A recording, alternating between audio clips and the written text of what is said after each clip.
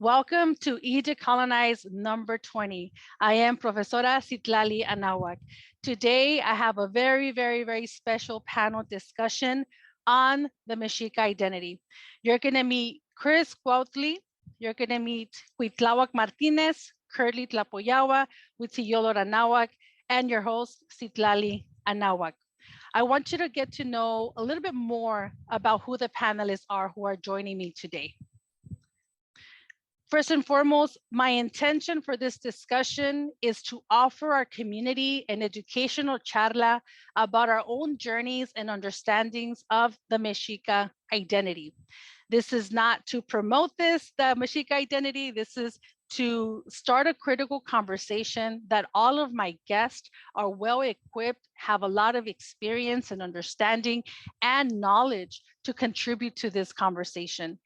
The panelists that you're going to meet today have all contributed to our people's understanding. They've all gone through a journey. They're all specialized in different areas when it comes to understanding different aspects of Indigenous, Native, Mexican, Chicana culture. It's really important for me that you hear this. This is a very timely conversation because a lot of us have seen this pattern continuing in our communities. This is the offering of an educational discussion so that you walk away feeling more guided, with more awareness, and hopefully a lot more direction where you can continue your learning experience. This discussion is being recorded live on Monday, September 12th, 2022. To begin, I want you to meet Cuitlahuac Martinez. Cuitlahuac Arreola Martinez is a Nahuatl language learner and teacher. They teach people of all ages from preschoolers to elders. As a third language learner, their role is to teach beginner, intermediate, and advanced classes of modern Nahuatl variants with an emphasis on Huasteca dialects from Veracruz, Hidalgo, and San Luis Potosi. Classical Nahuatl or ancient Nahuatl or colonial Nahuatl is also taught, but the main focus is to speak in our original languages. That is why they are also an Indigenous Language Promoter and Activist. They want to empower our community via language, a passion that they have had their whole life. They want to encourage everyone to speak their native language as a way of decolonizing, as a way to heal. They have also been teaching virtually since 2018 and presently via Zoom. Pre-pandemic, they taught at LA Plaza de Culturas y Artes, Semillitas Preschool, Pasadena City College, and other schools in so-called Southern California. For more information, you can contact them at speaknahuatl.com and on their various social media pages. Our second panelist is Huitzillolos Anahuac. Huitzillolos is from Orange County, California. He's a third-generation Chicano with roots in Jalisco, Zacatecas, and Coahuila, and of Zacateco, Huachichil, and Nahuatl descent. He has a master's degree in Chicano studies. He has been working in education for 18 years and currently working on his special education credentials to continue working with students with emotional disturbance. Huitzillolos is also a third-generation massage therapist and is continuing his family legacy of healing. Huitzillolos is also an Indigenous activist and poet.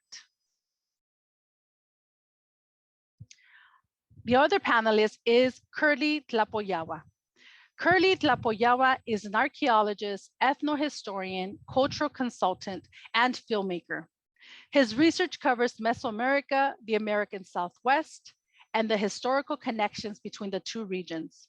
He is the author of numerous books and has presented lectures at Harvard University, the University of New Mexico, Yale University, San Diego State University, and numerous others. He most recently worked as a cultural consultant for an upcoming film from Nickelodeon Animation Studios. Our next panelist is Chris Cuautli. Chris Cuautli is an Indigenous Nahuatl Tamazulteco from Tamazula, Jalisco, Mexico. He was born in Soyatlan, outside of Tamazula, Jalisco, and raised in Sacramento, California. He is a professional tattoo artist and indigenous language advocate, currently working on the revitalization of the Nahuatl variant of Southern Jalisco. He has been involved in Danza Azteca Chichimeca and indigenous ceremonies in the US and Mexico for over 25 years. He currently works as an English language tutor and tattoo artist and resides in Mexico. Visit Jalisco Nahuatl on YouTube and Instagram for more information. And lastly, yours truly, Citlali C. Anahuac. Anahuac is a historian, poet, activist. For the past 26 years, she has been studying decolonial Mexican history as a detribalized Mexicana and has dedicated her activism, poetry, and research to understanding and sharing that history. She is a fourth generation removed from a Nahuatl speaking community of El Grullo, Jalisco. She uses social media to share critical research on decolonial history of Mexico. Her publications include Obsidian Blades, Decolonizing Poetry for Indigenous People of Occupied America, 2013, and Don't Call Me Latina, Notes from a Decolonizing Mexican, Reclaiming Everything That Is Ours, 2022. She launched E-DECOLONIZE in 2020, and since then has dedicated her time to teaching free and private courses that focus on providing accessible education for all ages and a priority to teaching the BIPOC community. Find her on social media under Mexican Excellence. Some of the concepts that we're going to get to today, we're going to talk about Mexica identity, Mexica-centrism, Mexica appropriation, Mexica heritage, and who is Mexica. Just a little shout out for next semester, as E-DECOLONIZE is also part of private courses. Just wanted to alert you that we have 2 classes coming up. We have Decolonial History of Mexico. It's a 5-week class starting October 5th. You can still sign up. There's still some spaces available. If you are a prior student, you get half off. If you are a high school student, you also get half off. Make sure to register soon because spaces are filling up. And lastly, I will be teaching decolonial history of the Americas one last time before the year end. And that class begins on November 14. They are 5-week online courses, 45-minute live lectures that are recorded for future views, and an unrecorded 30-minute discussion where we can now share our reflections and connections on the content. For more information on other courses and speaking engagements, make sure to check out my website, citlali-anahuac.com. I will now stop my share so we can begin our conversation.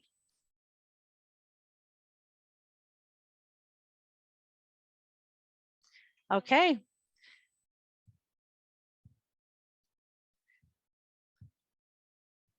Welcome, everybody.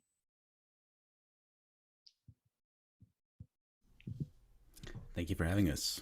Tlajpaloli, saludos, greetings. Hello. Hello. Greetings, everybody. Thank you all for making time of your busy lives to share. 90 minutes is the goal for this conversation. There's a lot to talk about and a lot to share. So with that, I'm going to go around and ask everyone an introduction question. If you can begin by telling us your name, your pronouns, your identity, and your biggest passion. We will begin with Curly Tlapoyawa. Hi, everyone. Piali Piali. I'm looking at the camera here. I need to smile more every time.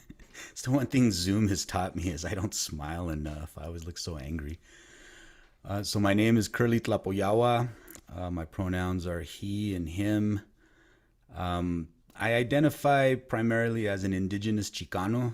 I use those two together, indigenous Chicano or Chicano Masewali.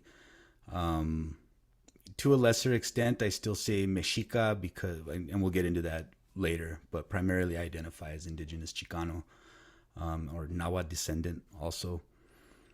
And what was the other? My passion, archaeology and film. Honestly, one of my biggest passions in life is film and filmmaking and watching movies. I always tell people that watching movies is probably the closest I'll ever get to having a religion. So that's me.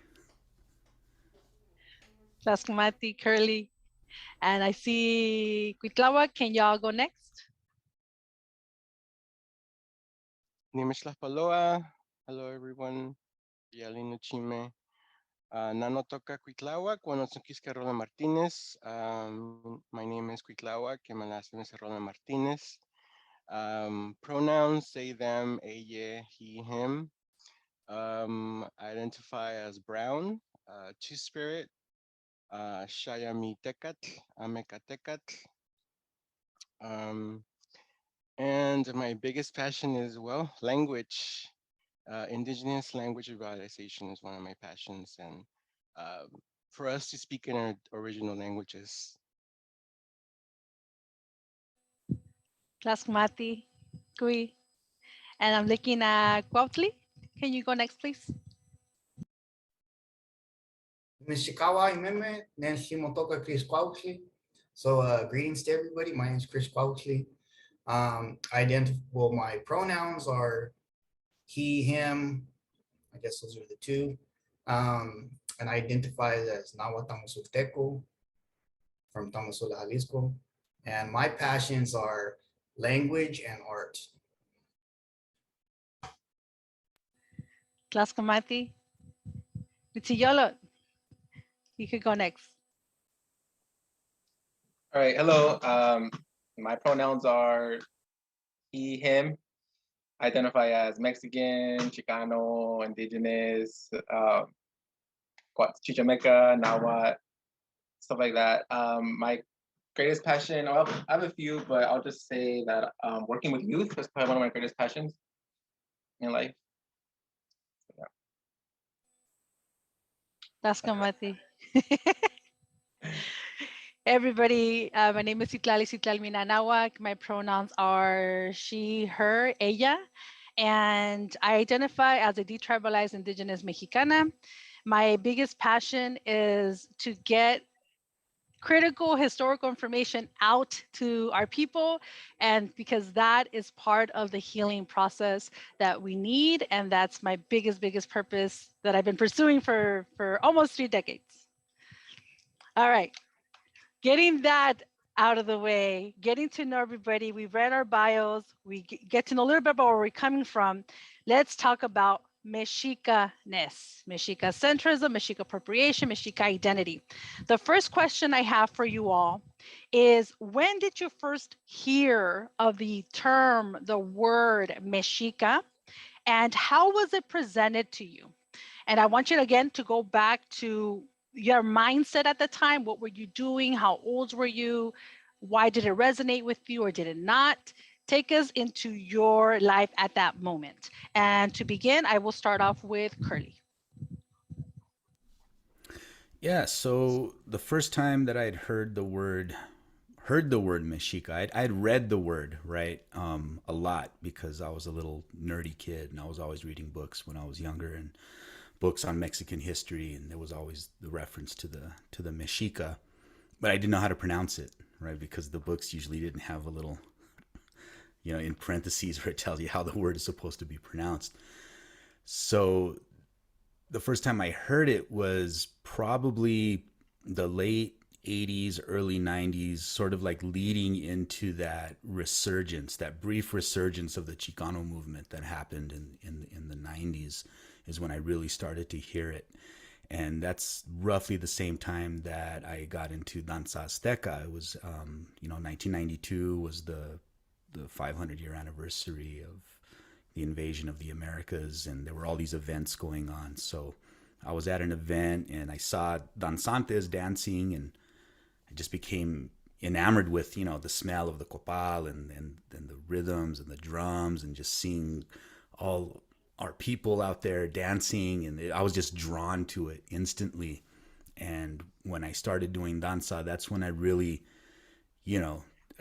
was really exposed to this whole idea of Mexica and Mexica identity. And it really informed a lot of how my identity grew from that point, because I was a child of the Chicano movement, right? I was born in 1974. I was always riding my uncle's back, his shoulders, at all the the marches and protests in Pueblo, Colorado, southern Colorado. And I grew up with a very strong Chicano identity, and the way that it was always presented to me and my family was, well, Chicano means that we're Indians, right? We're mixed blood Indians is what we are. And nobody in our family at the time really knew what group, indigenous group we would have come from, but Chicano was good enough. So we called ourselves Chicanos. And just growing up like that with this sense of being native, it just seemed like a logical and a very easy transition to make, right? To go right into danza Azteca and starting, trying to learn Nahuatl, like really bad Nahuatl, because there were no resources really at the time. And I didn't have anybody to teach me, so I was still struggling with how to pronounce things. But I made do with what I had, and it really helped form the person who I would become, and it's still forming my identity and the experiences that I had. That's Kamati. Yeah. Beautiful. We're gonna go with Cuitlahuac. Well, it was about, I guess, 6 years ago when I started learning Nahuatl. I saw Aztecs or Mexica, and I was like, what? Like Mexica? So, prior to that, it was always Aztec, Azteca, and having a Nahuatl name, my family telling me, oh, you have an Azteca name. And then Mexica, and then, I started reading about the Triple Alliance, and I was like, okay, but why is there such a main focus on them, and also learning at the time too that there was 68 indigenous languages in Mexico alone, so it's just reading through different articles, different books, reading parts of books, and just taking it all in. I was still kind of in my learning process. Um, but yeah, to me, I was still like, why is there such a big focus on on the Mexica? Um, so I started learning more. I started, learning more about the language, and I just, kept learning more, and it also made me think about, when I was little and a kid asking me if I was Indio, because I have an Indio name. Then going home to my grandma and then asking her, like, are we Indian? Somos Indios? And then she said, no, somos Mexicanos, So, Mexica, Mexicano, so I that comes from there, right? So it's like this Mexican nationalism. Um, so yeah, that's how it was presented to me. That's Kamati. Cuautli, you can go next, please. Okay, so like Curly, I think I read it first, and then in '95 is when I first actually heard people saying the term or using the term in danza. Um, as it was presented to me, because I was like, what is that? And it was told me, well, technically that's the correct name that the Aztecas referred to themselves, but there wasn't really an emphasis on that where I was at in Northern California. So they basically told me that it meant Mexican, but with the emphasis on indigenous. So it was kind of like synonymous with like Chicano, but it was something kind of that was kind of new and was kind of being spread. So yeah, that's how I heard about the term. It was utilized within the danza communities as kind of synonymous with Mexican. So it kind of has like a nationalistic tinge to it, but um, with the focus on being indigenous. And then later I started reading more literature, and then I started getting more, like I started reading the Mexica movement stuff, started coming, then I started getting into some Mexicayo literature. So then I started getting other, you know, identifications or aspects of the term. But yeah, that's how I first learned about the term. That's Mati. With Yola? So I think I've encountered it probably when I was 17. I mean, you could probably confirm this, but I saw someone wearing a shirt that said "Not Latino, not Hispanic, you know, Mexican," and I was reading it, you know, and I think it said you know, Mexican comes from Mexica. I don't remember that's why I saw it there first, but I remember like just kind of hearing like, yeah, we're not Latino, not Hispanic, we're Mexican, and then I didn't really think anything of it. But then I went to college. I majored in Chicano studies. I'm sure I remember like exactly where I heard it, but I remember in grad school, someone said, "Oh yeah, they're having Mexica New Year in Santa Ana," and I was like, "Oh, like I live there," because I went to Northridge. But yeah, again, I must have knew what it was prior to that, because I was like, "Oh, cool! Like, you know, I want to go to this event," and but I think what made me really think about it was so I found a website. I found two websites, right? Kind of around the same time during that time period. I was about 20, probably 24, 25. So I found Mexica Uprising first, and so I was kind of just reading the information, and then like a few days later, I was gonna read it again, and but then I found Mexica Movement website, and then so then I think that's when like it really explained like what is Mexica, and I don't know, I guess it kind of resonated with me. Like it made sense. Maybe because I had a background in Chicano studies, so just kind of reading it I felt like the website was kind of putting all the pieces together, what I already knew, and kind of like put everything in place. So it just made sense. And I mean, I identify as Mexican, right? I identify as Chicano, so it wasn't like out of the ordinary for me to like reclaim. I mean, not that I per se reclaim that word, like, oh, like I'm Mexica per se, but it just made sense. So yeah, so that's when I first like heard about that term. That's Mati. And myself, as y'all probably know, the first time I heard it was in the Mexica handbook. This was 97. I was 15 years old, high school at Huntington Park High School in LA. And I had no idea who I was. I was like Chicano. I was like navigating. I was a punk rocker, vegan, feminist, and todo. I was all up in everything, but I had no idea who I was. So in reading it here was the first time, and it made sense. It was like, oh wow, we're already calling ourselves Mexica, right? As I learned here. So that's like that's who we really were, right? That was the idea presented. That's who we really were.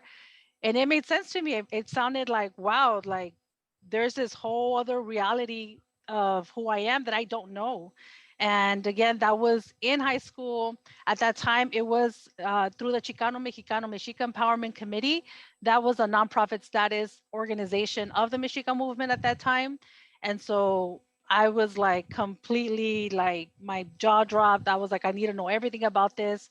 I've been lied to my whole life. And that's how it all started for me. So thank you all for sharing.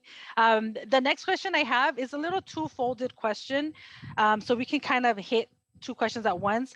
I want to ask you, did you ever identify as Mexica? And if so, from the beginning, when you first heard the term to now, do you still identify with it, or do you not, or maybe you never identified with it? Tell us a little bit more about your specific experience with that. And we'll start with Curly.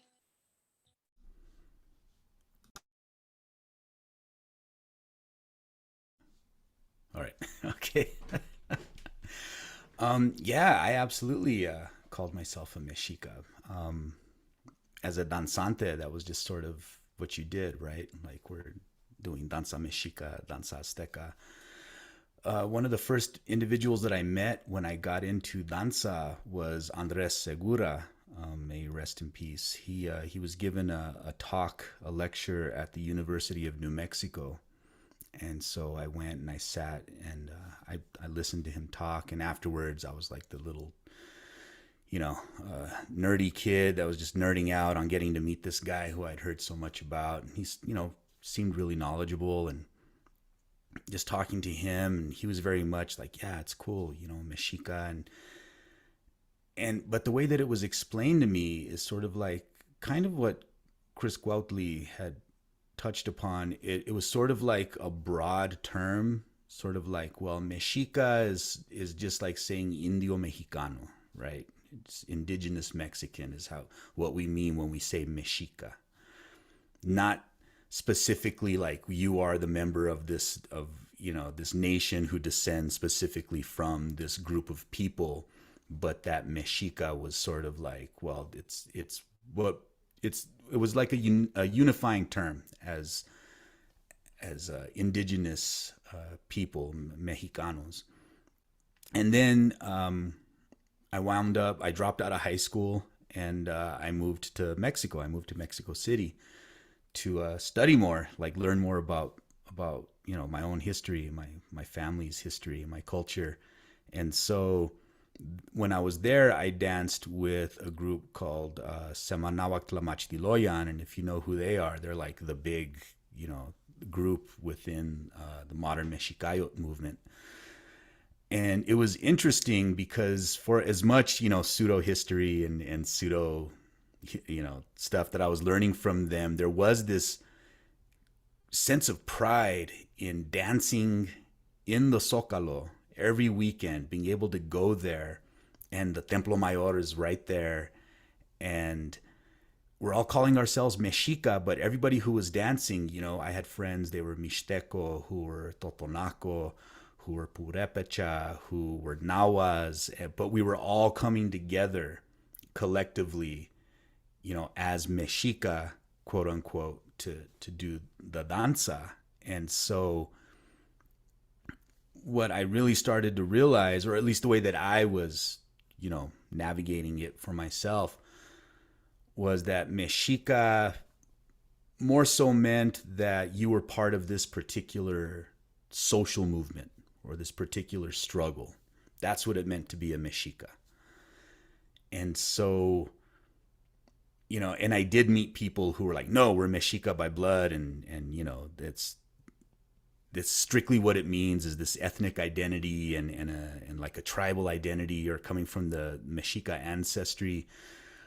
But what I was experiencing on the ground was very different, right? So, and all these friends that I had that were Mixteco, well, they spoke their language and they came from their pueblo, and they would go back to do ceremony and partake in their customs, and the Totonacos were the same, and the Purépechas were the same. And so it gave me kind of maybe a different view on being a Mexica than somebody who would just strictly, a Chicano in the United States who hadn't gone to Mexico and hadn't experienced these things. I probably got a little bit of a different perspective. So as much, if you listen to our podcast, for as much flack as I give, these Mexicayot teachers, I'm grateful that was part of my life, and that I got to experience this thing, because it really broadened my perspective on what Mexica is. And my views on Mexica identity, ebbed and flowed and grew and changed as time went on. And basically the way that I look at it now is, it's more of a tie to a community, whether it's a danza calpuli or a language learning group. It's this being part of this struggle, being part of this movement, being part of this cultural language revitalization, just being proud of being indigenous from Mexico, right? Because Mexico is such a deeply racist place when it comes to indigenous peoples, and to be able to assert like, no, we're indigenous people and we're proud of it. And, you don't know which specific community you descend from. Cool. You call yourself Mexica, and you could be part of this movement, of this struggle of reclaiming who you are. And maybe that would be the springboard or the bridge that helps you reconnect or learn more about your specific family's history. So I see the strength in that. You know, I sort of look at Mexica as it's sort of like the same thing as saying Zapatista or Magonista, right? Like you're part of this movement, and there's a very specific goal to this movement, and it's to like, you know, reclaim the pride in being indigenous in Mexico, and also struggling for those indigenous communities, right? Because I didn't grow up in a traditional indigenous community outside of, you could claim that Chicanos are a traditional indigenous community of our own, but I didn't grow up in an indigenous community in Mexico, so I don't have that connection. So we need to recognize that and say, well, if we're going to call ourselves Mexica, then respecting and working with and connecting and helping indigenous communities in Mexico has to be part of that identity. If you're going to call yourself this, then you know you need to live it. You need to be part of something and struggle and help our people. And that's what Mexica means to me. And it sort of grew out of being solely tied to doing danza to something bigger, at least for myself. Hope I didn't ramble too much. No, Tlascamati. No, you're good, Tlascamati. And following the host, since you have both similar backgrounds in danza, I would like Cuautli, if you can respond next. I'm probably just going to repeat everything he said. It's very similar. So yeah, as far as identify, I never personally identified by that, but being a danzante, we do utilize that term, and there's different connotations, right? Depending on how you believe. My dance group, we're probably, I think we're the oldest dance group in Northern California. And my capitan, my teacher, he was an old school Chicano, like from the Chicano movement, really big activist. So all of our circles was like that. But his wife was Otomi, and our teacher was Nahuatl from Puebla. So it's like, again, we had all these different people, even California Indians. Everybody was in the mix in danza. Everybody kind of knew, like, we're not Mexica, like as far as like a lineal descent, but the term was used, as I said earlier, as a kind of like a term to mean indigenous Mexican. But I seen that start to change towards the end of the late 90s, early 2000s. And then that's when people started like claiming it. I seen it start growing as people claiming like, no, we're Mexica by blood, and all the reasons they have for that. And then some people from they started bringing teachers up from Mexico City, and these groups, you know, they hold that philosophy, and they started spreading it around. But yeah, um, that's how I utilize the term within the danza, you know, as far as um, you know, indigenous Mexican. But I think there's a fine line between using it in that way and then using it as a way of like appropriating, you know, this identity in a way. I think it's kind of complicated to talk about.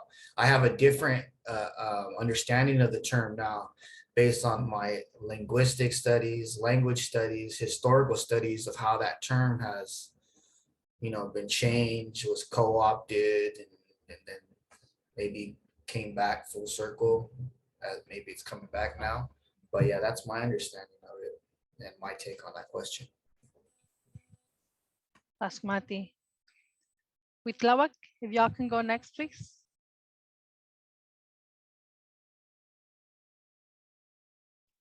I've never identified as Mexica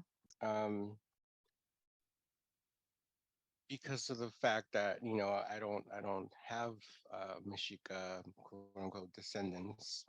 Um, and like Chris said, you know, with the linguistic background that I have, right? Well, I've taught myself. There's no way around it. When you learn a language, you learn linguistic terms. You have to And so for me to identify as Mexica is I don't think it's right at all. And we also have to look at how we matter today and our family members, and how um, to learn about ourselves and to learn about our families, and to learn where we're from through our families, right? And asking where we're from, how the town is, where your grandparents were from, the landscape, right? So I think that's my take on that question. Plasmati. Utsiyolo, share please.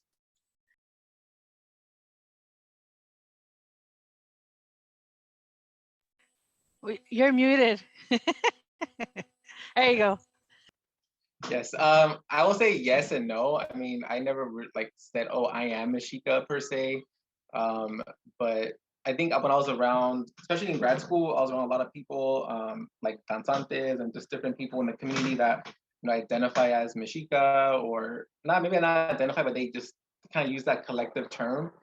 And but like for me, I mean, it was never about like a blood identity where like, yes, I come from a line of Mexicas, right? Like it was more like a cultural thing, like um, especially if you don't know who you are, right? Like if we don't know what group we belong to, or our indigenous identity, Mexica was a start. It was at least a point of unity. It was it was a way that, okay, if I say Mexica, you're saying you're indigenous, right? Um, I mean, I was always comfortable with the words like Mexican and Chicano, and I spent my whole life like trying to find my identity, right? Like especially being born like in the U.S. and being third generation, and just kind of like not being tied to like not being tied to like Mexican culture, right? But Mexican culture is very Catholic, right? So like I didn't identify with being Catholic or like any of those rituals, and then being like being in the U.S. Like I didn't identify being what I'm like being American, and like I remember like at 7, like when people say, "Oh, well, you're white, like you're born here, like you don't speak Spanish," and I'm like, "No, I'm Mexican," right? Like it was like, "No, I'm Mexican, I'm not white," right? So even at that age, I knew like, "No, I'm Mexican," right? And then the older I got, it was just a journey, right? So, but yeah, like the term, I mean, when people call me Mexica, like I don't get offended, like so it was never like, I mean, the way I understood Mexica too, like like or it's Mexican and Nahuatl, it's Mexicano and Spanish. So it was never like a problem for me to end up being Mexican or Chicano. So um, that term was just, yeah. I mean, maybe I don't say Mexica because maybe people don't really like know what that means like in your everyday life. So I mean, I guess I could explain it to them, but I mean, even like now, like I feel like when I explain like Mexican, or because like to me, like I'm very, I guess I'm very like protective of the word Mexican. I mean, yes, it's a lot of like there's a lot of issues with that word, right, for a lot of people. But when people like say, "Oh, well, if you're white, you could be Mexican," and I was like, no, like you have to be indigenous, right? I'm like, Mexican goes back to like an indigenous word, so that's like the root of it, right? So so yeah, so I mean, when I say I'm Mexican, I'm still saying, I'm Mexica in a way, so it's not like an issue for me. But I guess we could kind of, I guess there's other questions that talk about like Mexica-centrism, right? So I guess I'll add to that later. Tlaskamati. And with myself, I was presented to this, like y'all know, in the late 90s. And I think some of y'all can attest to, in the 90s, that's all there was, right? Mexica Tiawi, Mexica this, Mexica New Year, Mexica. So the way it was presented at that time was, at least the way I was presented was, there's no way we're ever, those of us that have been splintered off from our communities, there's no way we're ever going to be able to reconstruct our own personal family, history because of colonization. So we're going to use the Mexica civilization as a heritage that we can use to launch our identity cleansed from, Eurocentricity that centralizes being indigenous. And again, in the 90s, it made sense because back then, I don't think any of us imagined that records would be archived, that you can have at your fingertip, like your grandparents' birth certificates and marriage license and all this stuff, right? So to me, it was presented, and the way that I understood it was, okay, cool. Like, this is an alternative to whiteness. Like, we're not white. Like, there is nothing else that is appealing to us that we're not white. We're not like this, oh, we're all mixed type of, rhetoric. It's like, what is there available to my people that gets us closer to who we are? And since there's so many missing pieces, at least I was told, and I have to be honest, like, I was taught a lot of information was, I think, good, but the philosophy behind the information was very toxic. So for example, I was taught indigenous people today are too colonized to work with, and they're never going to be able to contribute to our decolonization. Therefore, we must focus on the Mexica, on classical Nahuatl, on all this.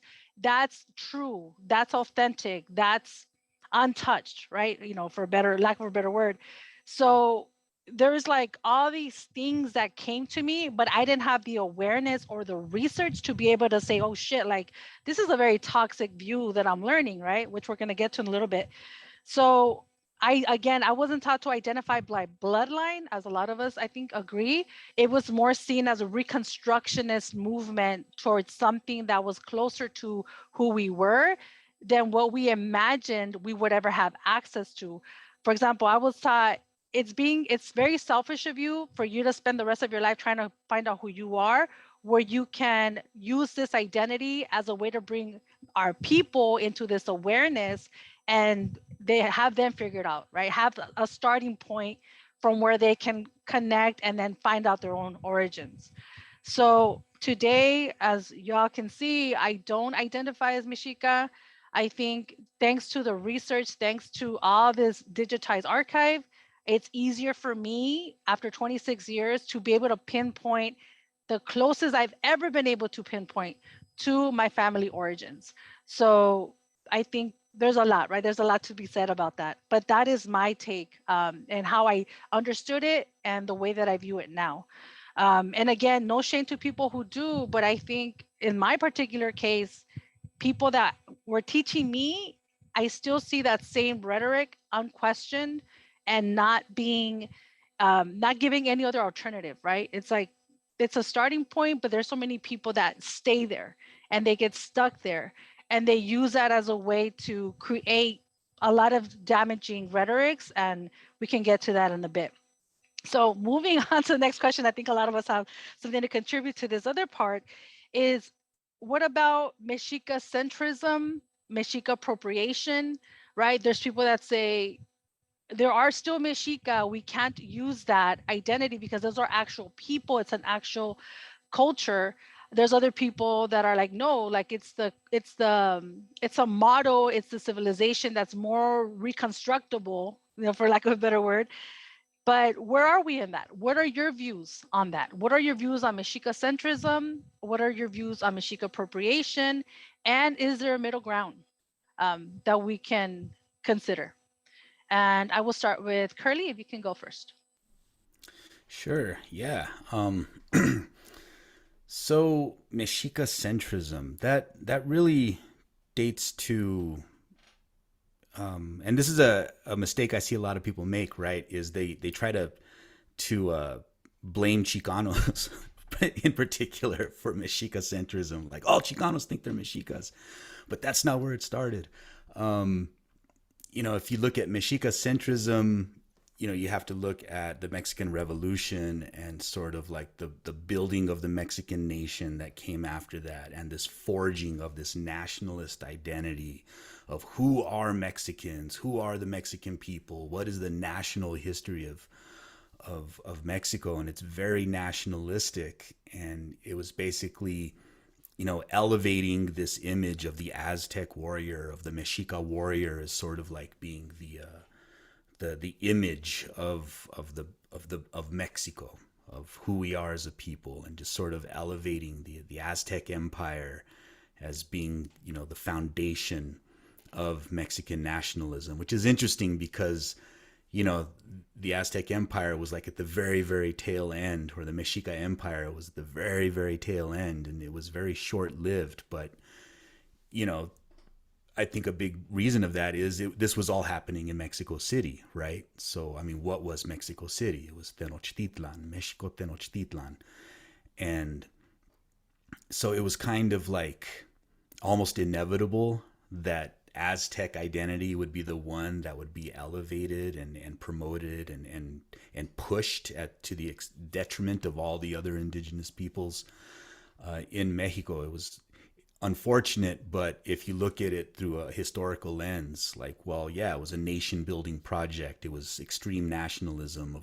It's obviously they would have drawn from the Aztecas, from the Mexicas. So that's like the root of this Mexica-centrism. And no, it's definitely not good, right? I mean, there's, like Cui had mentioned at the beginning, you have 68 other languages that are alive right now, officially recognized, right? I mean, and so that's could be a low number of indigenous languages, and people who descend from those communities and who have ties to those communities. So I don't think it's a good thing to just, you know, elevate one group of people as being the symbol, the national symbol of the entire country. It's like, I don't know, I live in New Mexico. That would be like, you know, well, only the Dene are like the symbol of New Mexico. It's like, well, there's also 19 pueblos and the Apaches. So, you know, there's this huge population of indigenous peoples. And when we just, you know, push Mexica-centrism, it's not a positive thing. That's my short answer. Ask Mati. And Cui, when you answer this, as someone that does the work for language revitalization, and also Cuitlahuac, if you can also take on this approach to the question, I want to ask you, Mexica-centrism usually goes hand in hand with Nahuatl, classical Nahuatlism. Can you speak to that relationship?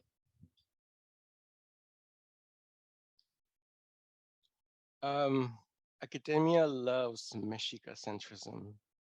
Academia focuses so much on that. And it's because, you know, they were at, like Curly said, at the tail end of, you know, the power that they had in so-called Mexico, right?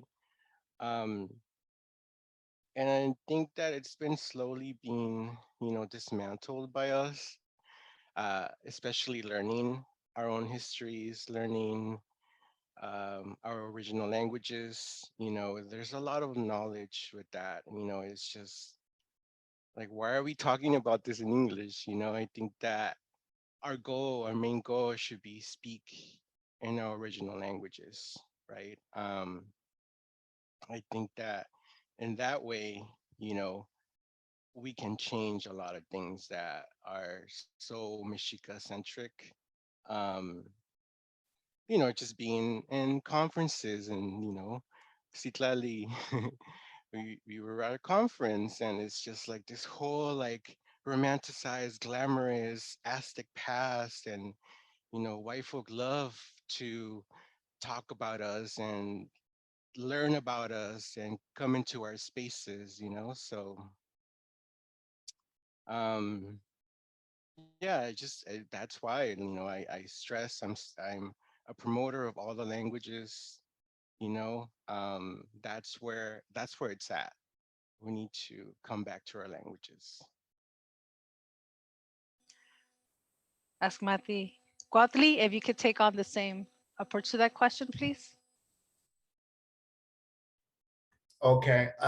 Yeah, let me just add to that. For me, I think like the whole thing of Mexica, I look at it as it's really nationalism under the guise of indigeneity, but it's really nationalism because like Curly said, if you look at the historical record where this comes from, that's where it comes from, like after the revolution and all those other things. But yeah, from a language perspective, a lot of people, they get pulled into the Mexica under the guise that they're told, well, Mexica means Mexican or Mexicano.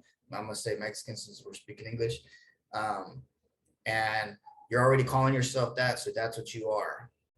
And if you look into like an old Nahuatl, classical Nahuatl dictionary, and you look up the word Mexica, it's gonna say Mexicano. But people don't realize the historical significance of that term Mexicano at this time in the 15th century or 16th century, excuse me.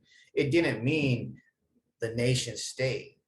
It referred specifically to Nahuatl speaking communities. They were called Mexicanos.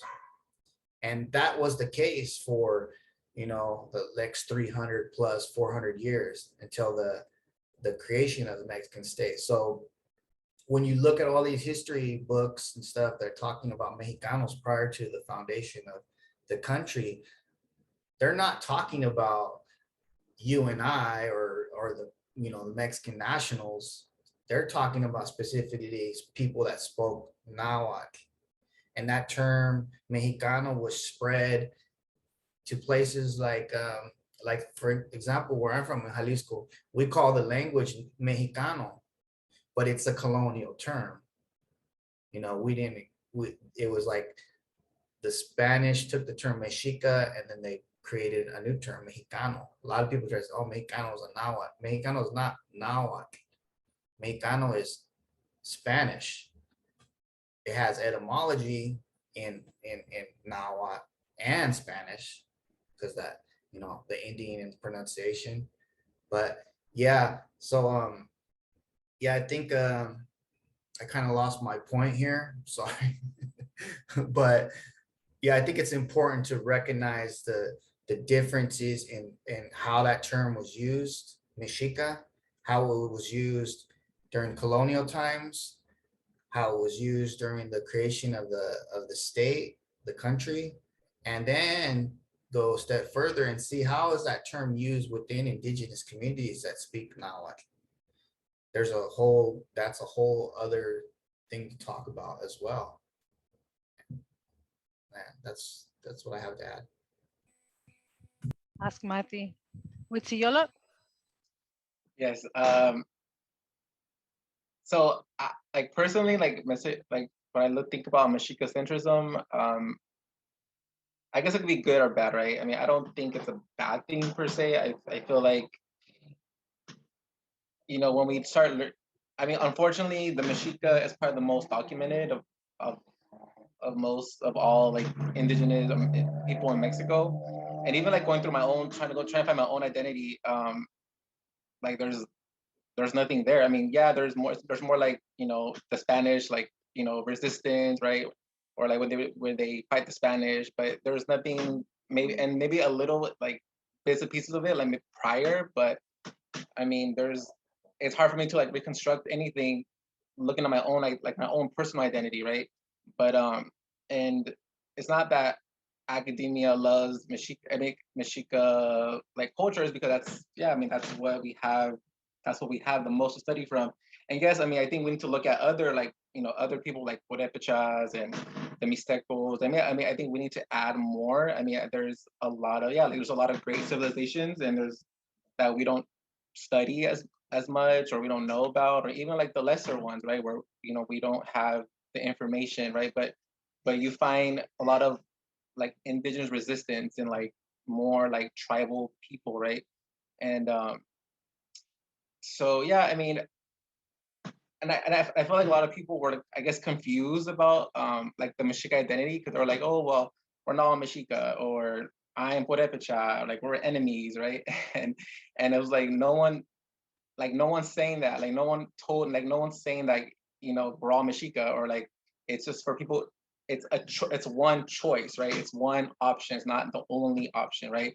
if you don't like the word Mexican, then don't say Mexican, say Purepecha, say Mixteco. And I think as long as we identify with some kind of indigenous root, like that's all that really should matter. And I think we should support each other. I feel like a lot of people don't support each other, right? I mean, people maybe that grew up in a more, indigenous community don't like Mexicans, right? Because there's a lot of like racism, right? That, that so-called mestizos, right? That the tribalized people, that they don't like, people from Oaxaca or whatever, right? So there's always this like a lot of issues amongst ourselves, right? And so I feel like, yeah, like a lot of people have like either they love the word Mexica or they have a resistance towards it.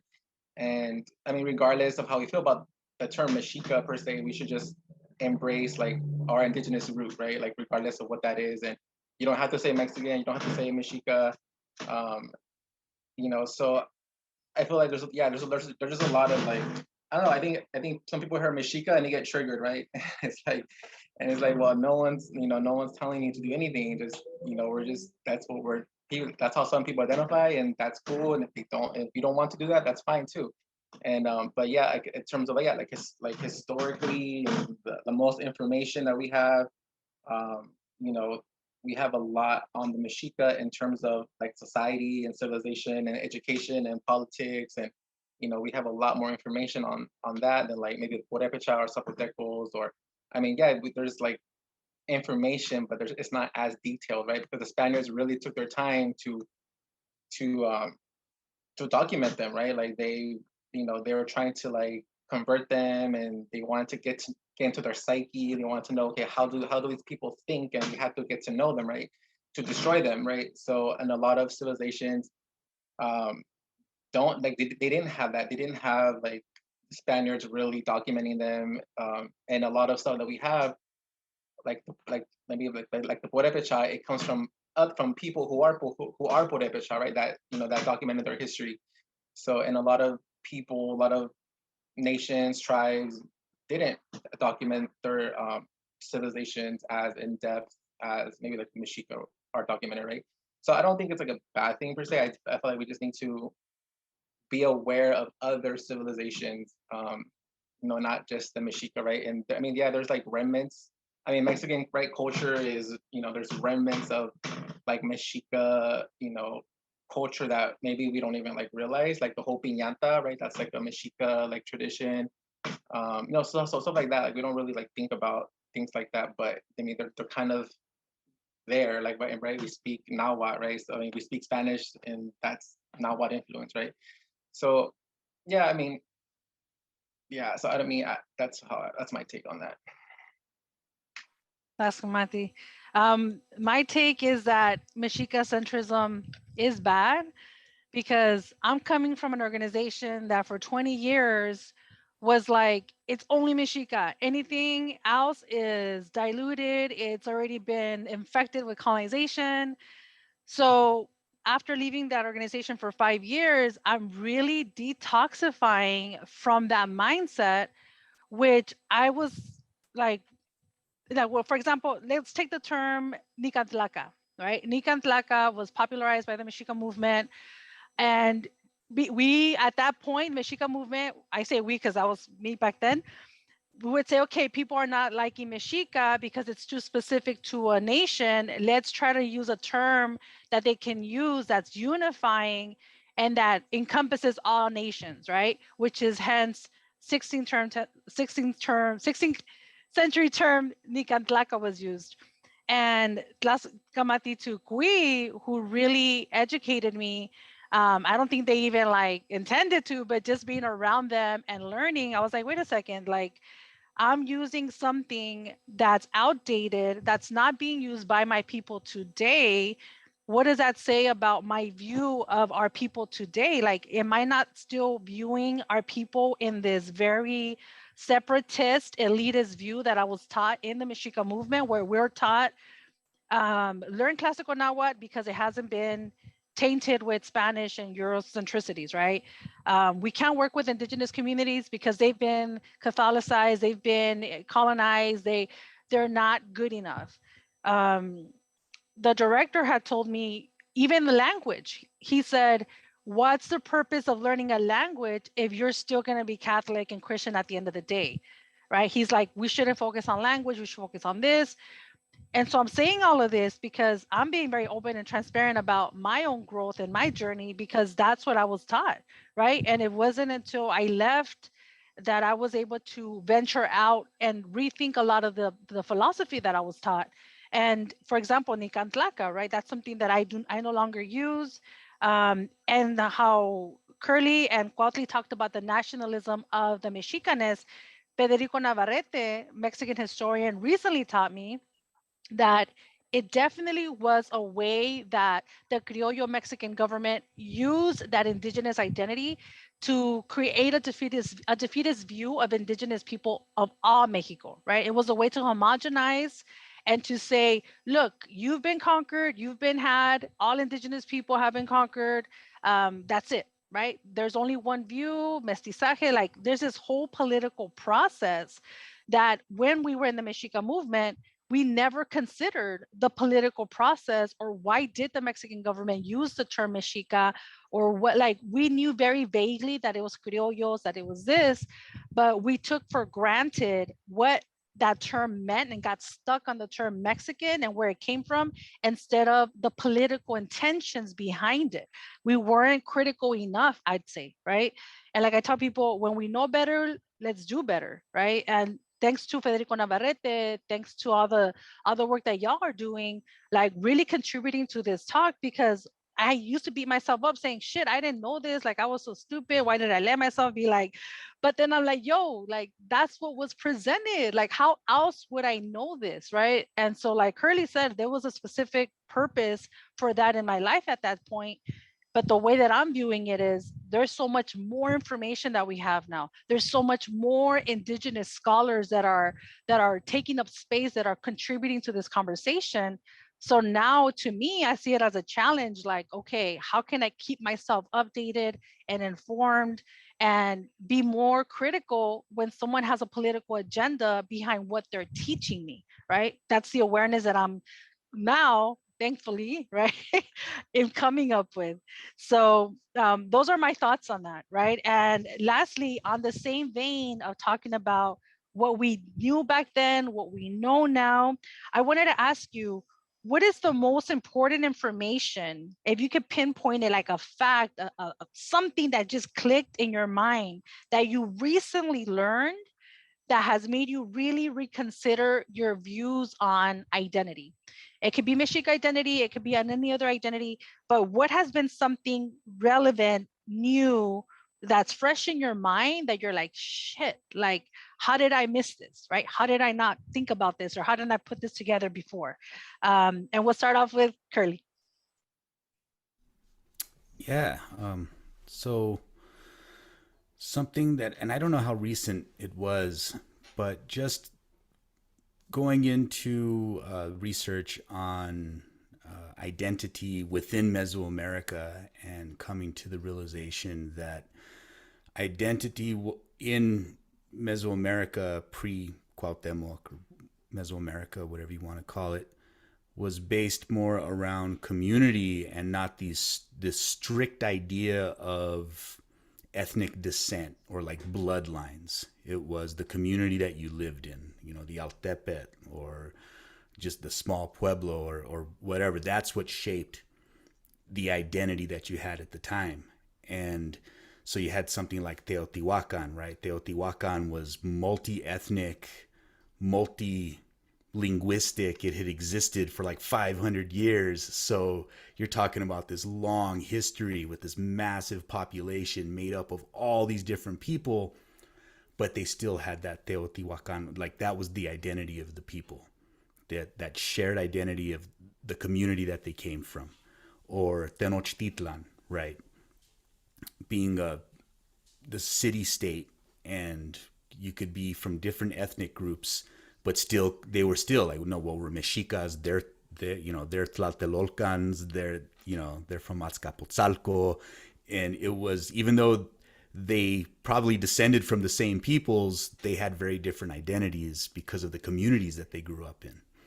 And that kind of like clicked a little light in my head, like, oh, okay, so it wasn't just about, blood descent or descending from a certain person. I mean, even if you look at the first official Tlahtuani of Tenochtitlan, right? He was not entirely Mexica, right? So they brought in somebody else to establish these ties to the Tolteca, inheritance to bolster the authority that they were going to have.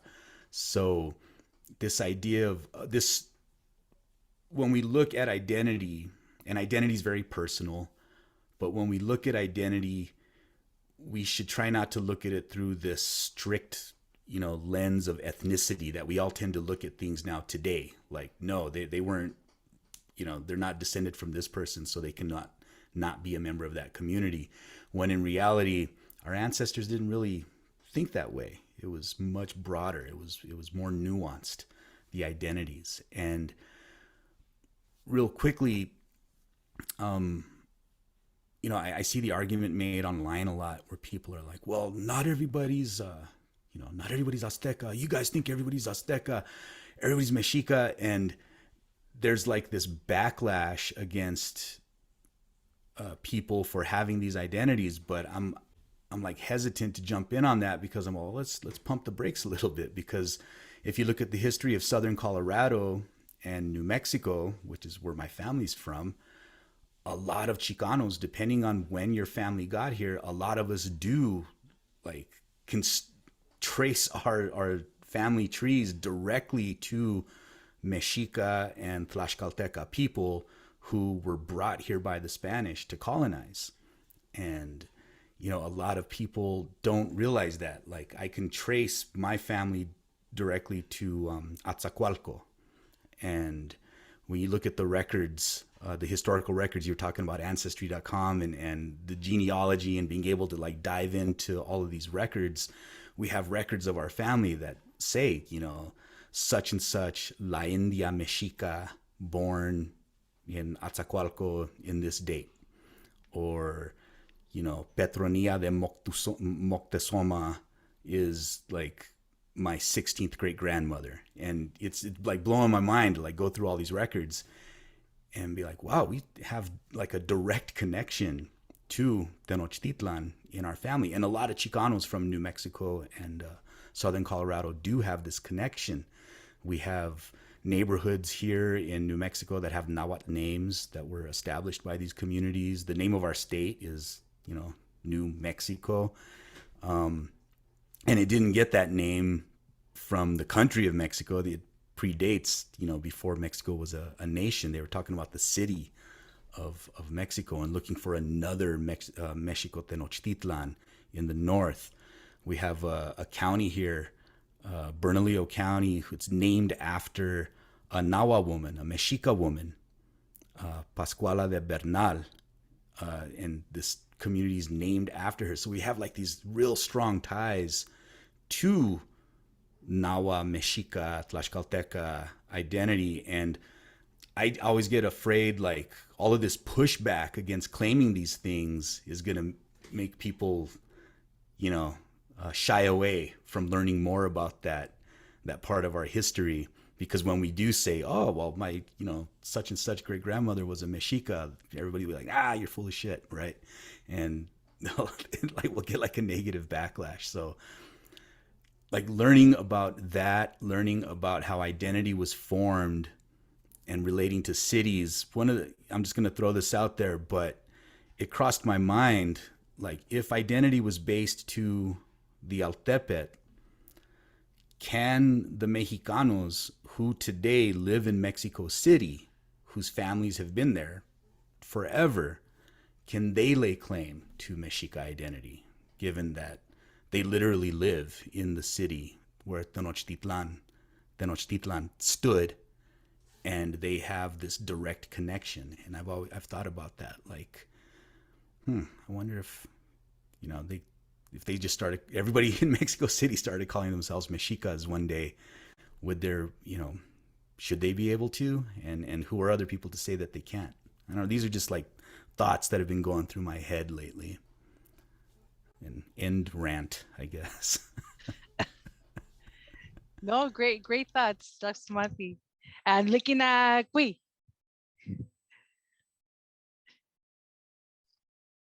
It's still, you know, I'm still stressing learning about ourselves still.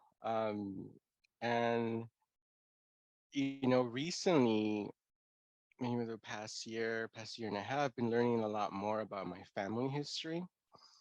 Um, and recently learning that, you know, my great grandmother was from a different town in Jalisco.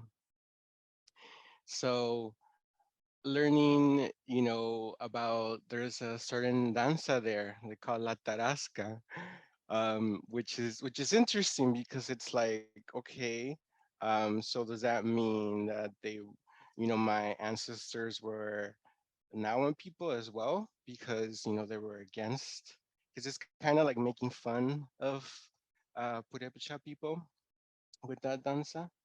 Um, so you know, it's still learning about ourselves. It's learning about your parents, your grandparents, your great grandparents, and of course, there's gonna be a wall you're gonna hit, you know, and that means that, you know, you gotta push through. You gotta, you know, if you can't find any records, I mean, there's the churches, you know, baptism records or wedding records. That's another way, you know, that you can learn about yourself. That's my take. Dr. Mati. And Kautli, should we go next? Um, so something interesting that I learned recently, and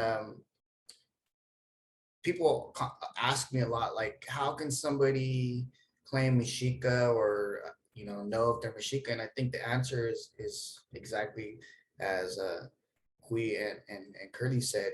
You do your genealogical research, and you don't know what you'll find. So there are people that can claim that through lineal descent, right? That they're descendants of these people.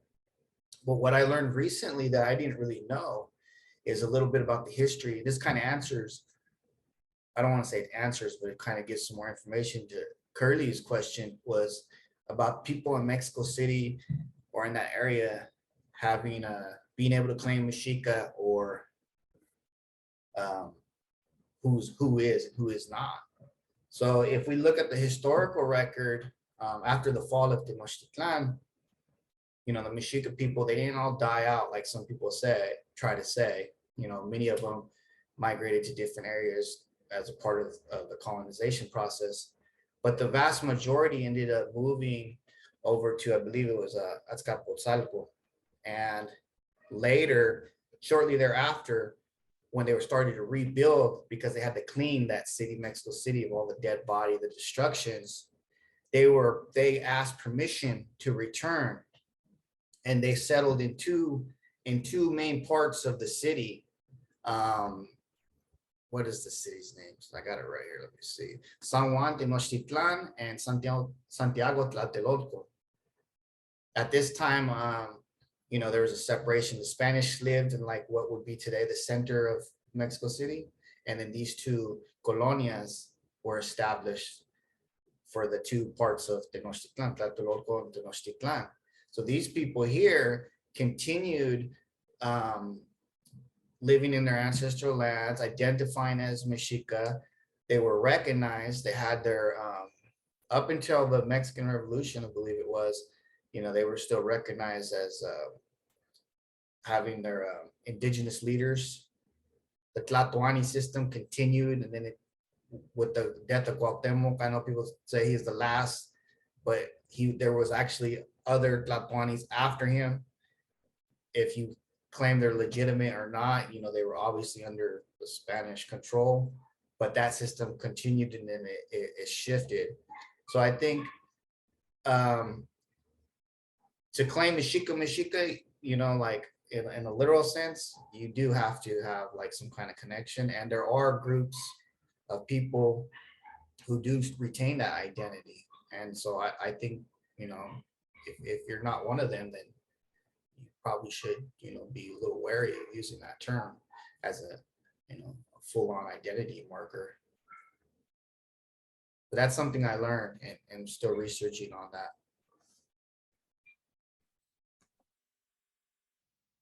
Nice. That's Mati. And with Yellow, your thoughts? Yes.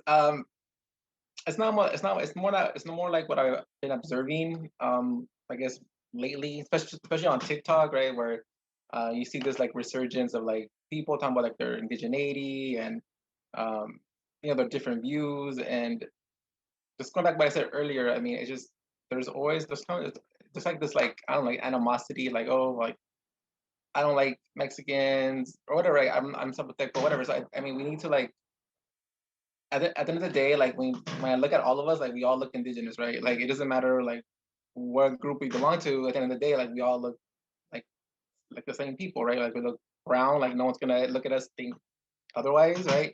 And I think we need to respect people's identities, like how they choose to identify themselves. Maybe we could like challenge them or like maybe like push them a little bit further and like in their thinking, but to like put them down for saying like oh I'm Mexica or or put other people down for saying, oh, you're not Mexican, whatever. I mean, they're just, I mean, we just, I think we need to be unified in that sense of like, well, at the end of the day, we're all indigenous and, like that's what we are. So we cannot like try to like fight each other about labels and, how we identify and, and again, I mean, I feel like we should encourage people, yeah, like look into your town, look into your city, like where your family came from, I also am noticing a lot of people don't even look at that, right? They don't even look at their like where their family's from, right? And then even like genealogy work, which is like another like layer, and it's a lot of hard work. I mean, I've done genealogy work, and I mean it's a lot. I guess it's time consuming, and I mean I found documents like you know like like they're Indio or India, right? And that's what I like found. I haven't found like a specific name or group of people yet, but I found like at least Indio, right? And then just like going back, so like one side of my family's from Coahuila, right? And then Coahuila is like a fairly new state, right? It's like it's a younger state. And then just going back to one line, like I ended up in Morelos, right? And I was like in the 1600s, and I was like, wow, like I never imagined like being from the south. Like I'm usually from, I'm like from the north, on like both sides of my family, and I never considered like, oh wow, like I come from southern Mexico too. I mean, and and I guess Morelos is, I guess is, I guess like Mexica, Nahuatl, like people that belong there, right?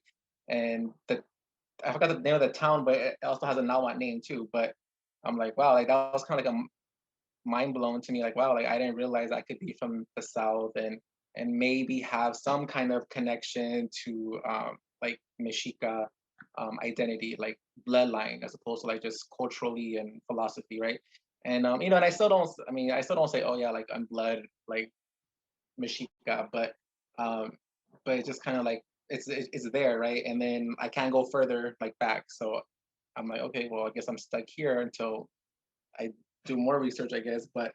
Um, but yeah, I think it just, yeah, I mean, we just need to respect each other and just like encourage each other and just not like have this like battle and like debates about like who we are and how we identify ourselves and long as we acknowledge that we're indigenous, like that's all that matters at the end of the day. Like we're so like a lot of us are so detribalized, but I mean it's hard to connect and it's hard to research our own family trees, our own like genealogy work, and so I just it's more like let's give each other like more grace and patience and like encouragement and just despite our own like we might have like certain views or certain like um like maybe negative connotations about other people, but like or other groups of people, but it's like we're fighting something that's not like really important. Like we should not be fighting about how people are choosing to identify themselves if it's some kind of indigenous label or identity, right?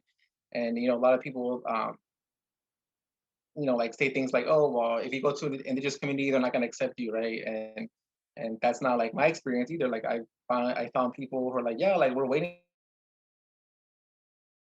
for you guys to come back to like reclaim who you are, right? So it's not like there's no like, oh you can't come to us like you're like you're American or whatever. Like it's like in the actual indigenous groups are very encouraging, right? Like, and you know, they look at us like, yeah, like I see, like we have the same eyes, like, you know, whatever, like or you look like my son. So it's just, there's always like this, you know, like they're there hoping that we come back to our roots, right? And I think a lot of us are obstacle, right? Like we have a lot of like mental blocks, you know, why we don't identify with being indigenous, right? I mean, just talking to like just, you know, average people who don't study or don't know history, like they say, well, I can't be indigenous because my culture is ranchero, right? Or my culture is whatever, like just mariachi. And it's like, well, yes, that doesn't matter. Like, yes, like that's what you grew up in, but at the end of the day, we're still indigenous. Like I grew up in Chicano culture, right? So like that doesn't matter how I grew up. It just,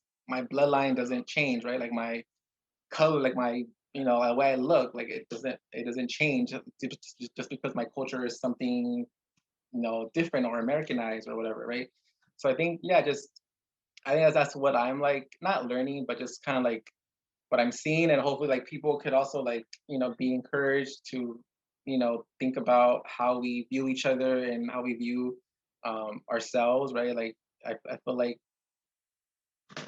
learning history really puts in that perspective. Like, okay, there's a reason why we don't know who we are, right? It's not just out of the blue. Like there's a lot of like systematic um, things that happen to us, right? So I think, you know, studying our history, talking to other people, like it kind of it puts it in perspective. Where, you know, I have friends that tell me, oh yeah, like when I look at people, like my own mother, I'm like, wow, like she looks indigenous, and I'm like, yeah, like you have features too. Like, what do you mean, like your mom? Like you look like your mom, right? So just, you know, people are like starting to see like, oh wow, like I do look indigenous, right? And so, you know, it's more like unblocking ourselves, right? Unblocking our minds, or blocking how, you know, how we see identity, and how we view ourselves and other people, right? Once you like once you like know who you are, you kind of look at our people like, wow, like you have like beautiful features, like you have like a big nose and you have like that dark skin, and like it's a whole other like love for your people, because you like realize like we're like almost extinct, right? We went through a genocide, and yet like we're still here, and we still have our features despite how mixed we are. Like we still look like our people. We go to Mexico City and you see statues that look like us, right? So it's like, or that have our feet, like our features, right? So it's like, it's a whole other like layer of the way we look at our people when you like, when you really embrace this, when you truly embrace who you are, right? As an indigenous person. Askumati. To wrap up that section, there's three things I want to share.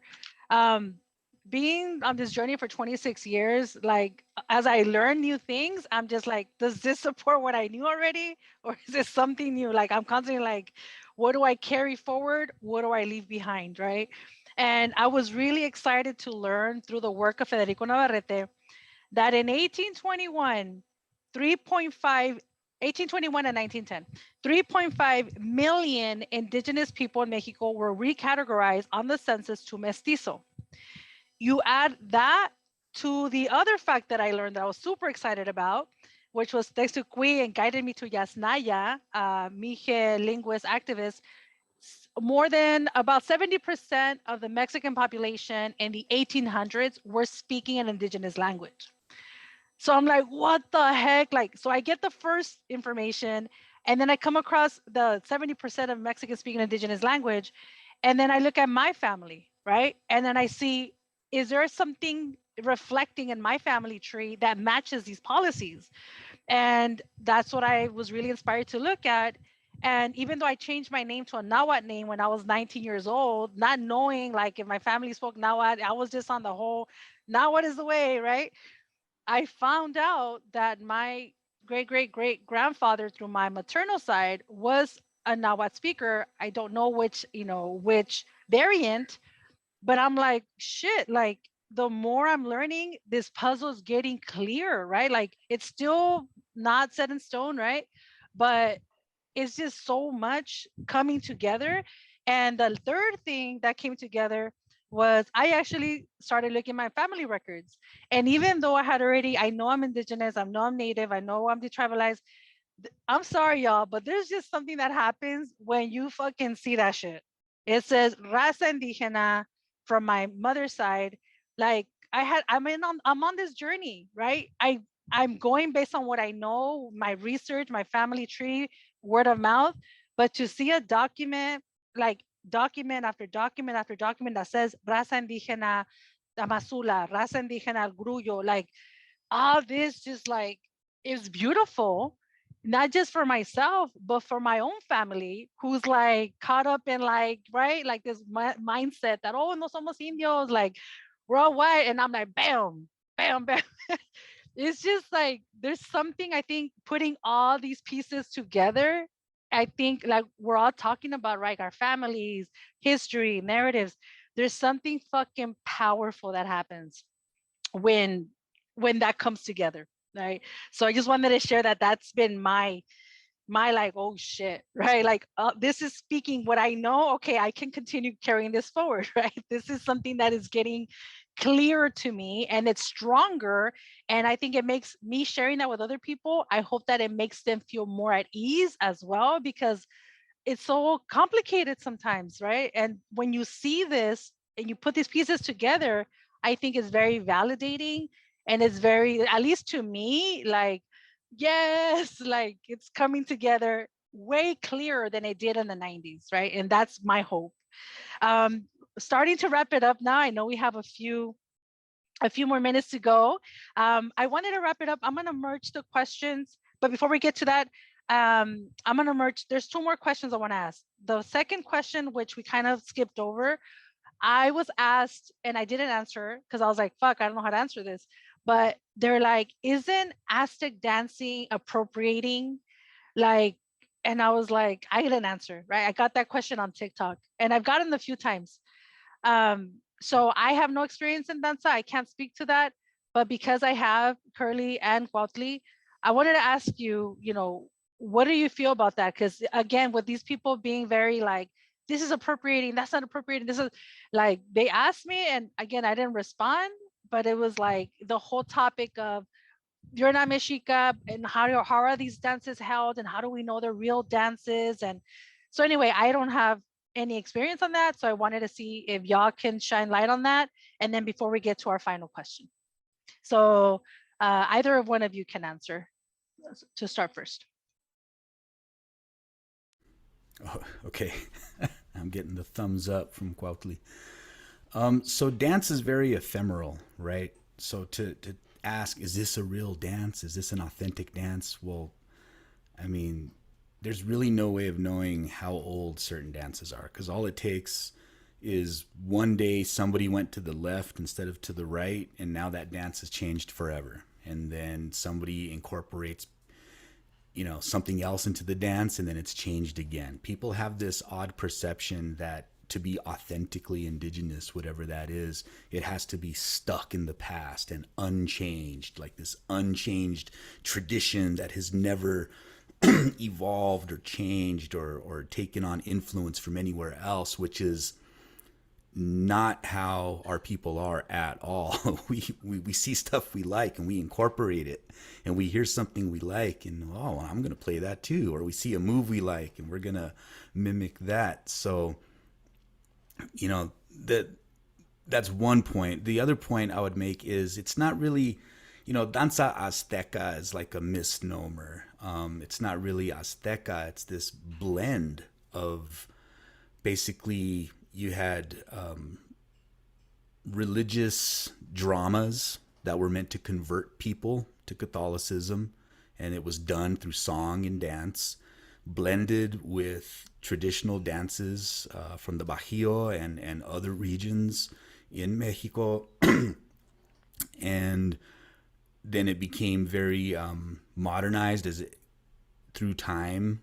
It started to change. So it's actually the blending, and I have a lot of respect for that tradition, because it's such a long-standing tradition and it's gone through so many changes. And even though multiple attempts have been made by the Mexican government to like stamp it out and not allow people to do it, all the way, from the concheros all the way up to the Mexicayo guys who reclaimed the Zócalo for danza in, I think, 1987. People, the government as a whole has tried to quell danza, and the fact that it I see it getting stronger because I see more groups now than I've seen in a while. And so I just have a lot of respect for it. I think calling it appropriation is it's they're looking at it wrong. They're not looking at it through a historical lens of how did this thing come to be, what was this purpose that it served, and what's the purpose that it serves now as a tradition that really does make people proud of who they are as Indigenous people, and it really, you know, brings community together, right? Isn't that the whole point of anything that we do? When you go to danza, that's community. It's your people, and you're hanging out with them, and you're having fun. And that's one thing I tell people, you know, when they get into danza, I'm like, if you're not having fun, you probably shouldn't do it. It shouldn't be torture. It shouldn't be, you know, I mean, it is hard, but it shouldn't be something that you hate doing, right? And there's a joy in it, and there's a beauty in it that I really appreciate about the tradition of danza. Personally, I like to call it masewalistli, or masewalistli, mitotilistli, instead of danza azteca. And but I also respect the old school guys who are like, no, this is danza azteca. This is the way we do things. So that's my brief take.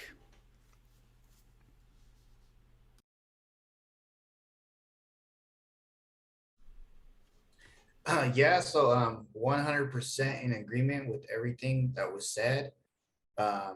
So I will add, and I would like to make a comparison. It is an evolving tradition. So like Chris said, you know, it originates in the Bajío, and this region's not, there was no Aztecs, no Mexica, whatnot. So that name is a misnomer, but the names change, and it has different names, different places. Like I dance now in Mexico, I dance with a group. They call themselves concheros, but they're like kind of like Mexica concheros, and then it's different. But if you look at it like this way, I think you should look at it like this. To me, I feel it's kind of similar to the powwow tradition. In this powwow tradition, you have all these different indigenous groups that come together, and they brought different traditions. You know, like the jingle dress dance. This was a purification dance, like to heal people from, and it was from, I forgot which group, so I'm not even gonna try. And then this group brought this dance, and then they blended them together, and then through agreement and through years, you know, they brought this process, and they've incorporated European elements just like in the danza, you know. And that's how our people are, like he said. You know, if I see something, I'm gonna put it on there. I'm gonna use it. What we have to be wary is with those people that try to tell you, oh, this is authentic Mexica, this is this, and you know, those are the ones I would be wary of, those type of maestros, teachers. But I still dance to this day. I love it. I love that connection. I love the feeling. I don't feel like I'm misappropriating anything because I understand the history. So before you say it's appropriation, study the history, then come to your conclusion. That's what I would say. Ask Mati to both of y'all. I'll leave it there because I know for time's sake, I want to move on to the next question. But I just wanted to add a comment that when I was in the Mexica movement, when we were in the Mexica movement, we were absolutely forbidden to do danza, to do sweat lodge, to do any type of ceremony, because according to the teachings, none of us deserved or had earned our privilege to do that. You know, so, and I ain't gonna lie, like I did my own ceremonies on my own. Like I felt like I was like being deviant, but I found my own ways, right, to honor the ancestors. And it felt sad because I felt like because of that, I didn't live a lot of things that I wanted. That was like instinctively I was being called to do certain things, but because I was following this very strict guideline, I couldn't, right? Because I was so committed to that. But anyway, I just wanted to share that before we go on to our last questions. And just to kind of start wrapping it up, people that are watching this are on all different parts, right? Some people are new to this. Some people are like veteranos and rucas, like some of us are here. But I wanted to ask you, what do you recommend? What helped you on your particular journey, on your path to unlearning and learning, that can help someone else? What did you wish you knew, right? Maybe we word it that way, earlier, that would have saved you a lot of time, a lot of energy. So let's give that to our viewers, right? Let's give them that piece of wisdom. What helped you and what can help them? And we'll go with Cuitlahuac to start.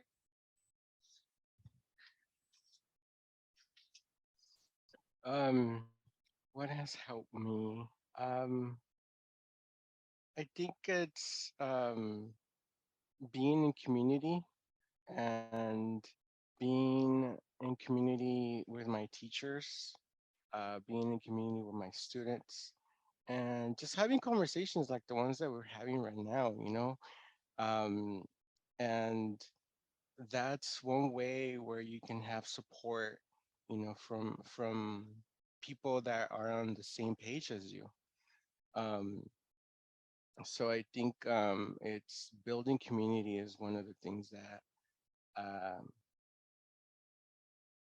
that I wish someone told me in the beginning of this journey. It would have saved me a lot of, you know, fights here and there in the beginning of this journey that I started, going back and forth, with, different people and everything. I think what's important is community, is getting to know each other, getting to know yourself, getting to know your family still, and just supporting each other, supporting each other. I know this often it's like with this whole, Mexica-centrism, like this warrior, and just it kind of creates this whole toxicity. Um, and no, I think it's just being in community. And if you go somewhere and feel bad vibes, just kind of like stay away, and go somewhere else. But yeah. Tlaskamati. Curly, would you go next, please? Sure. So, recommendations. I would tell people that you don't need anyone's permission to be who you are. You could just be who you are. That there's no singular, authentic indigenous experience, that colonization has done a number on all of us. All of our experiences, lived experiences, are different. None of them make us more or less indigenous than other people. It's all happened to everybody differently on different levels. And that as Chicanos, the ancestry of Chicanos is, it encompasses like the totality of this Mesoamerican diaspora, right? All the people who came up here. And so when you're studying your history, take your time and just be respectful, and don't rush into things, and ask questions. And if you are fortunate enough to find which community your ancestors come from, and that's fantastic. And if you are fortunate enough that happens, don't become a cop about it. Don't turn the tide and start judging everybody else who was where you were at the very beginning, because now and now you're passing judgment on people who are struggling on their own, just like you were. So don't be a cop.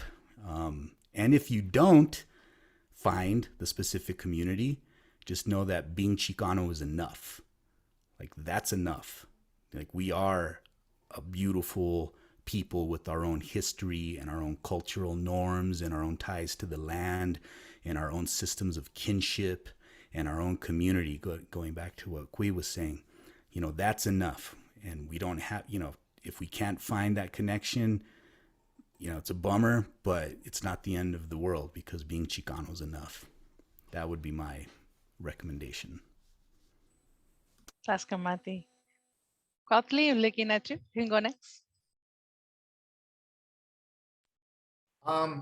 So what can I add that everybody says the good stuff, and I get like, I was gonna say that, but no, well, for people reconnecting, is do the work.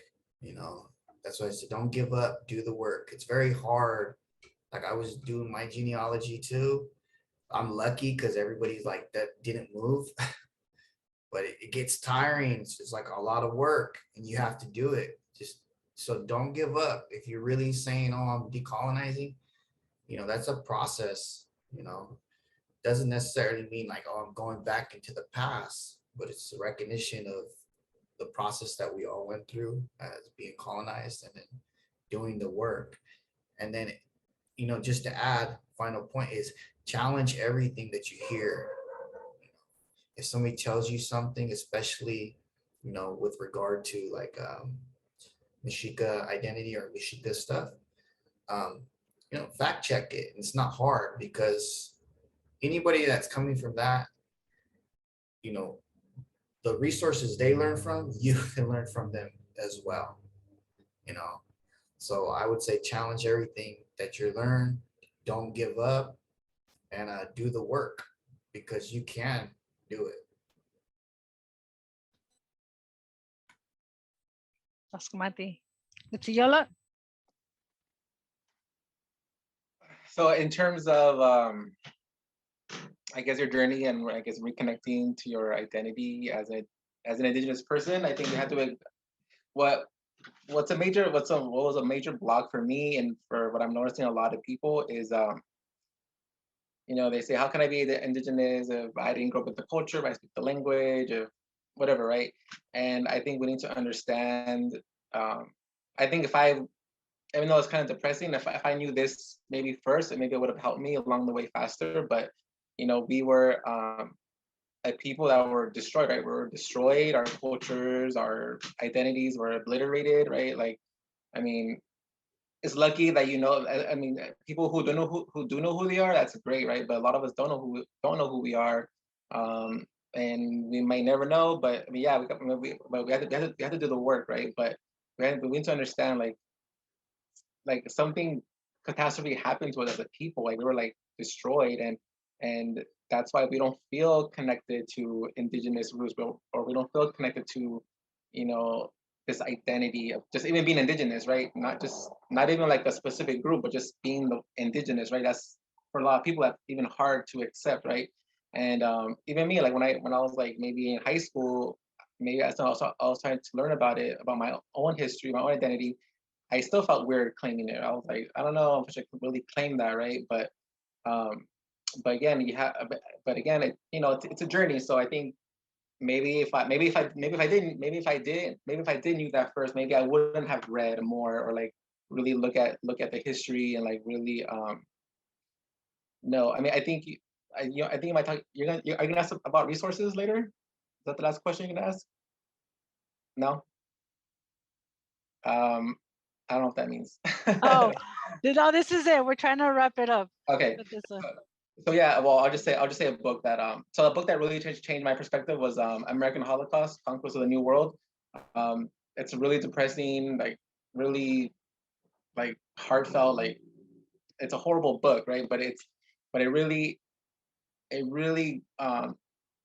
just it made me like realize like this is why I don't know who I am. Like this is exactly what it was. Like this whole Holocaust, right? That our people went through and just yeah, I mean that book changed my life in terms of like religion and just everything else. Like it just really helped me like, say yes, I'm Indigenous, right? Like that was that book for me.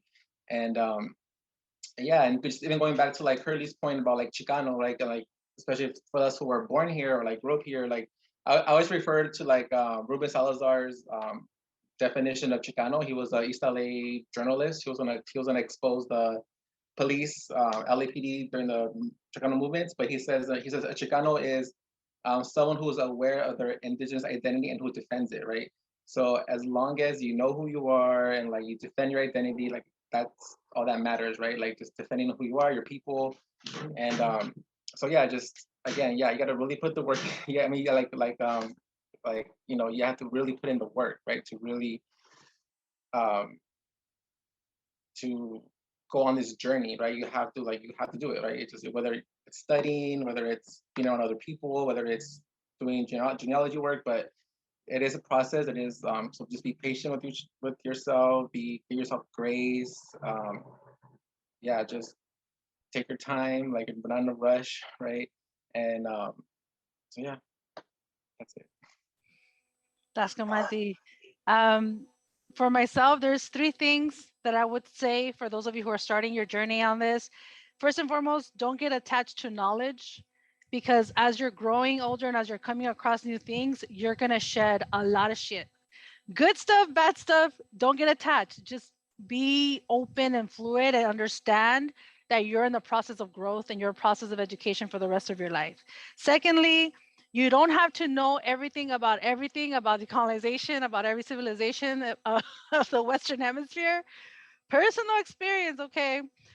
You don't have to be find what you're passionate about, stick to that. It's okay not to know everything about everything. You're not an encyclopedia. That's not a humane thing to do to yourself.